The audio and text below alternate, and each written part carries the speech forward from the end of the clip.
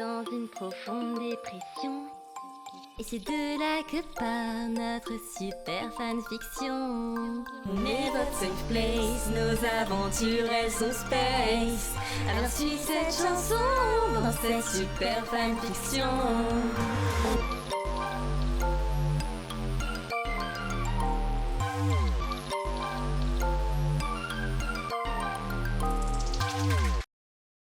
Yo la team, encore une annonce parce que je sais très bien que vous adorez vous faire couper en pleine vidéo pour en savoir plus sur nos vies, lol.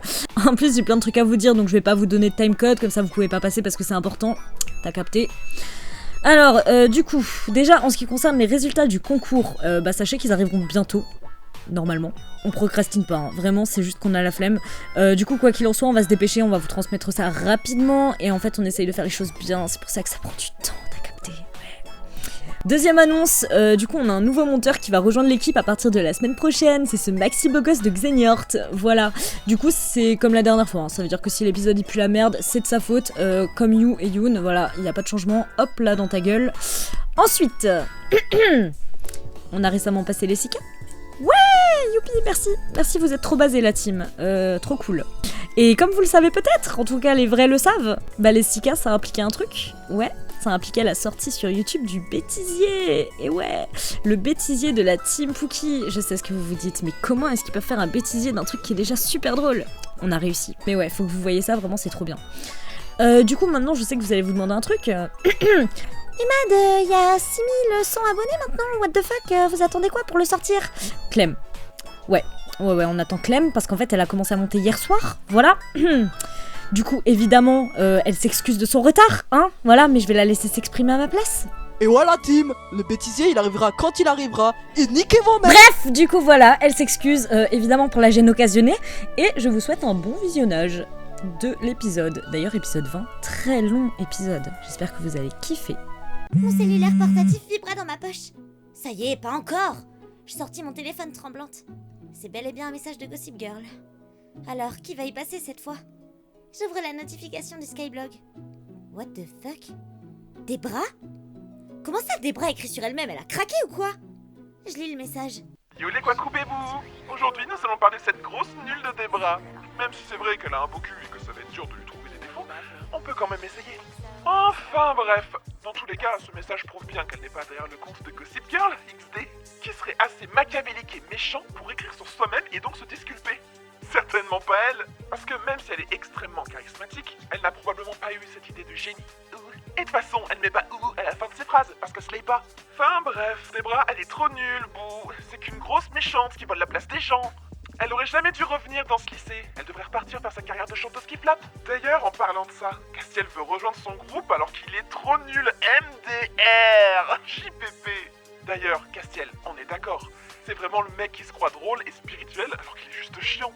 Mec, t'es pas drôle, c'est juste triste. T'es H24 seul parce que personne t'aime, et les seuls gens proches de toi, tu les fais fuir. Je sais pas, remets-toi en question, non? Décidément, c'est à se demander si quelqu'un va un jour s'intéresser à ce vieux gars. En même temps, on parle d'un pélo qui vient au lycée en veste crop top option chaîne émo sur les jeans et qui tape dans les murs quand ça va pas. Non mais JPP, on peut l'appeler Sasuke carrément. En tout cas, pour en revenir à Debra, il faut quand même avouer qu'elle est bien moins naze que tous les autres nazes que j'ai taclés jusque-là.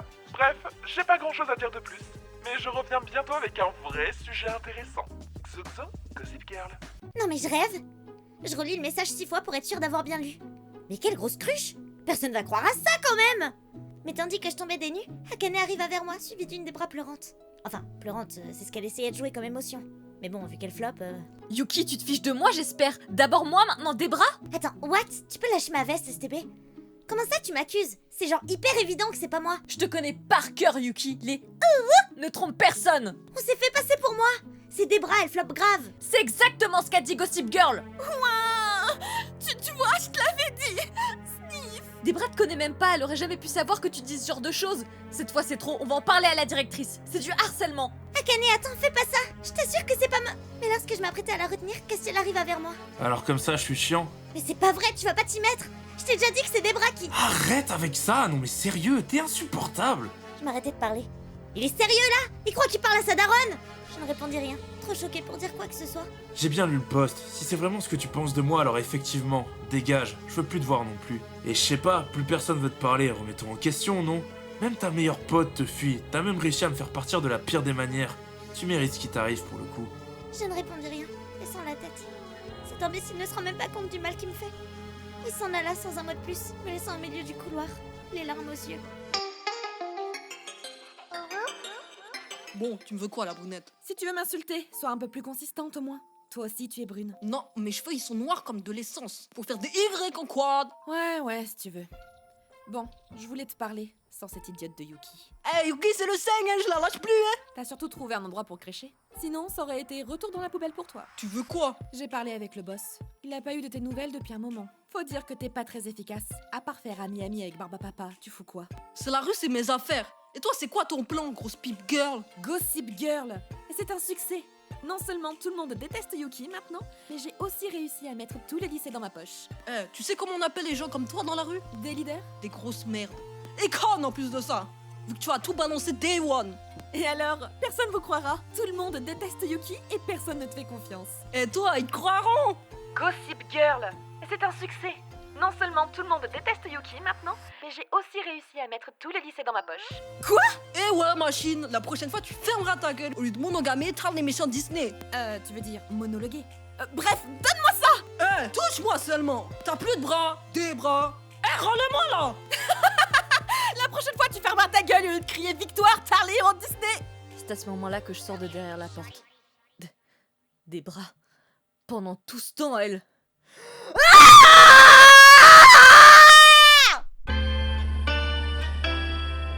J'étais tranquillement posée dans les couloirs quand je vis tous les élèves courir dans le couloir. Il se passe quoi encore? Il y a un concert de Justin Bieber dans la cave et personne m'a prévenu? À croire qu'ils se sont enfin acheté une personnalité dans ce lycée. Nah, je me fais des faux espoirs. C'est probablement nul, hors de question que j'interrompe ma playlist pour ça. Hein. Soudain, parmi les élèves, j'aperçois Priya. Bon, je vais y aller, mais seulement parce que je suis curieuse. Les élèves se dirigent tous vers l'entrée de la cave où on entend des éclats de voix. Black Pika est là, en haut des escaliers. Je m'approche et en bas, sur le sol, Debra est par terre en train de pleurer. Mais pourquoi t'as fait ça? Wesh, mais j'ai rien fait. Et là, c'est vrai. Qu'est-ce que c'est que ce remue-ménage? Je me retourne et vois la Dirlo pousser les élèves pour se frayer un chemin. C'est assez marrant avant... Attends, elle vient de me pousser là? De quel droit vous me touchez, vieille gueule? Priya me fait signe de me taire. Et toi, tu te prends pour qui? C'est pas vraiment le moment pour tes manières, à moins que tu veuilles te faire virer. Je décide de ne pas gaspiller ma salive. Ils n'en valent pas la peine. Que se passe-t-il? C'est Black Pika, madame. Elle m'a poussée dans les escaliers. Mais c'est pas moi. Cette fois, elle s'est jetée toute seule. Elle a créé une vidéo humiliante de moi avec une IA. Et elle voulait la montrer à tout le monde. Et quand je lui ai dit que j'allais la dénoncer, elle m'a poussée dans les escaliers. Et je crois que je me suis tordu la cheville. Espèce de grosse mytho. C'est toi comme fun. Debra sort un téléphone de sa poche. L'écran est complètement éclaté. C'est mon téléphone. Et je crois bien qu'il est capoute. Y a que moi qui vois que le téléphone a une coque jaune et que c'est clairement pas le sien. Ah, mon portable, putain! Silence! Black Pika, c'en est trop! D'abord vous fumez la gueudreau, ensuite vous enlevez mon kiki, et maintenant vous persécutez et tentez de tuer vos camarades! Je vous vire de cet établissement pendant une semaine. Quoi? Et mes 7K? Vous pouvez vous les foutre où je pense! J'ai déjà tout dépensé en bouffe pour Kiki! Maintenant sortez! Et par où je pense? Je pensais à votre cul!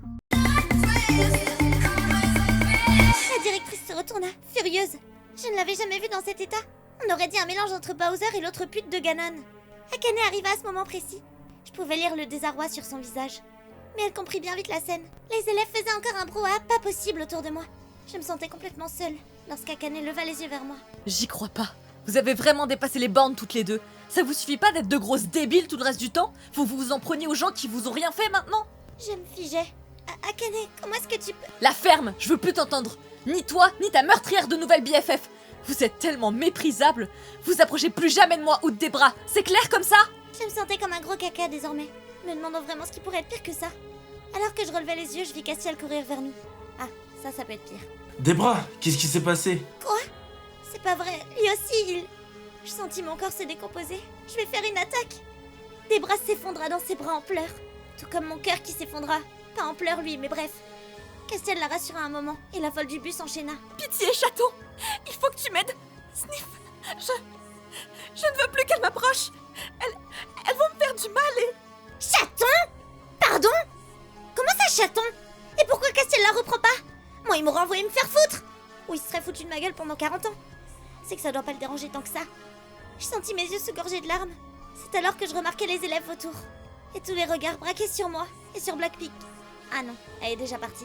C'est vrai qu'elle s'est fait expulser il y a 4 minutes. Bordel, je suis toute seule. Alors c'est donc ça. Je suis devenue antagoniste numéro 1 du lycée. Debra a enfin réussi son coup. Black Pika s'est fait virer et tout le monde me hait. Je suis solo. Bien. Je pensais pas que les choses prendraient cette tournure. J'ai soupiré un grand coup pour éviter de craquer et de fondre en larmes en plein milieu du lycée. On va éviter de passer pour une bouffonne doublée d'une carpette. Je jetai un dernier regard à Castiel avant de m'enfuir en courant. Il faut absolument que je réfléchisse à ce qui vient de se passer. C'est beaucoup trop pour mon petit cerveau rempli à 80% d'eau tiède. Je m'enfermais à double tour dans la salle de chimie. Personne vient jamais ici, c'est tellement nul comme matière. Allez Yuki, respire. Rappelle-toi ce que te disait ta mère. Cette psychopathe m'a peut-être mené la vie dure quand j'étais gosse, mais au moins, elle m'a appris à gérer les situations difficiles. Alors, cerveau, j'ai besoin de toi. Cherche dans les archives le dossier maman. Ouais, je sais qu'on devait plus l'ouvrir, mais c'est un cas de force majeure. Alors, qu'est-ce qu'on a en stock? Yuki, mange tes épinards. On va pas y passer la journée. Bordel, t'as pas un truc plus utile là? Pour la dernière fois, quand tu jettes un corps à la flotte, faut crever l'estomac. Sinon, avec la décompression de l'air, le corps remonte à la surface. Trop extrême. Putain, allez, y a bien un truc utile dans tous ces enseignements. Pourquoi les flashbacks utiles, ça fonctionne que dans les animés? Yuki, si quelqu'un te fait du mal un jour, c'est qu'il a réussi à te toucher. Alors inspire-toi de ses méthodes. Améliore-les et fais pire que lui. Et si tu croises un mec cis et blanc, dis-lui que le récit de son vécu individuel ne va pas bouleverser la définition même d'une oppression. Leur ego de fragile, là, des gros bébés cadom. Ça devrait suffire. Devenir pire que Debra en copiant sa manière de faire, ça peut être intéressant. Je vais devoir la confronter directement et la jouer finement avec les autres. Elle a déjà ruiné ma réputation auprès des élèves et des profs. Si je ne me laisse plus atteindre par ce qu'ils pensent de moi, je vais déjà avancer d'un grand pas. Bon, je sais que je dis pas ça souvent, mais là... Maman, j'ai vraiment besoin que tu m'aides. Je vais faire tout comme tu m'as appris, alors pitié, me lâche pas. L'ambiance au lycée est vraiment bizarre en ce moment. Alors, j'avais décidé de rentrer le plus vite possible, histoire d'avoir la paix sur le chemin et profiter un peu du calme avant que tous les autres débarquent. Alors que je m'étais tranquillement installée dans un canapé du 2e salon, Yuki entrait en trombe dans la pièce, visiblement de mauvaise humeur. J'arrive pas à croire ce qui m'arrive. Tout le monde se retourne contre moi. Même Castiel, c'est tellement décevant. L'amour, c'est vraiment trop nul. Elle se jette dans le fauteuil en face de là où j'étais installée. J'aurais jamais cru entendre des paroles censées venir de toi. Comment ça? Bah, t'as raison, l'amour c'est nul et c'est pour les faibles. Mais non, justement, ça peut être une belle chose. Faut juste trouver la bonne personne. Pas Castiel, par exemple. Ouais, vaut mieux rester dans son coin, ça apporte moins de soucis. Mais non, dis pas ça. Et puis, t'es pas un peu gay avec Priya, toi? Gay, moi? Sérieusement, on n'avait pas sorti celle-là depuis longtemps. Demande à mes potes si je suis gay. Tu vas voir les réponses que tu vas te prendre. Rien que la semaine passée, j'étais pas gay. Donc, chut, ferme-la, cousine de merde. Car toi, tu m'as tout l'air d'une bonne cousine de merde. Car souvent, en vrai, t'es frustrée de fou. Mais... C'est agréable de maîtriser un sujet avant d'ouvrir la bouche, non? Tu peux pas répondre car tu sais pas ce que c'est. Ou alors tu sais, mais t'as dû taper dans ta barre de recherche ciseaux ou femme en couple pour comprendre ce que c'était MDR. What? Bref, tout ça pour dire qu'il y a rien entre elle et moi. Je lui ferai jamais confiance. Comment ça, t'as pas confiance? Elle est pas louche. Elle est cuillère, lol. Si, vous l'êtes tous en fait. Je fais confiance à aucun d'entre vous d'ailleurs. Quoi? Tu me fais pas confiance? Sérieux?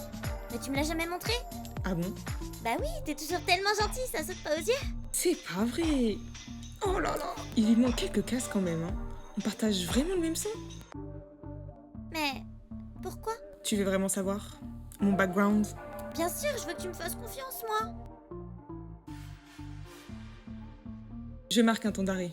Bon, ça coûte rien d'en parler à quelqu'un. Je prends une grande inspiration. Tu vois, quand j'étais au Japon, j'avais tout un groupe d'amis. On se connaissait depuis toujours. Nos parents étaient amis avant même qu'on soit nés. Yuki s'était rapprochée. Elle avait migré sur le canapé à côté de moi, visiblement très investie dans mon histoire. Bref, on est restés tous ensemble pendant toute notre scolarité.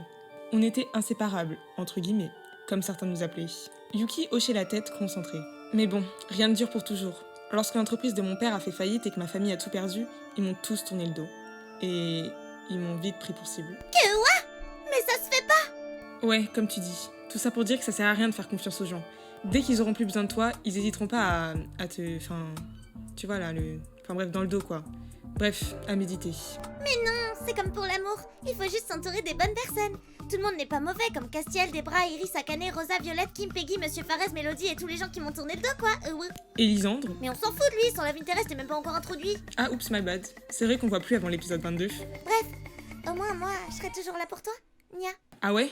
Pourtant, t'as bien remplacé Akane par Black Pika. Pourquoi d'ailleurs? Elle t'est plus utile? Je t'ai bien cerné. L'expression de Yuki changea immédiatement. Elle ne savait visiblement pas quoi dire. Non, ça n'a aucun rapport. Black Pika, c'est ma deuxième BFF. C'est-à-dire que j'ai assez d'amour dans mon cœur pour le donner à plusieurs personnes. Ça veut pas dire que j'aime moins Akane. C'est elle qui m'aime moins parce qu'elle ne le comprend pas.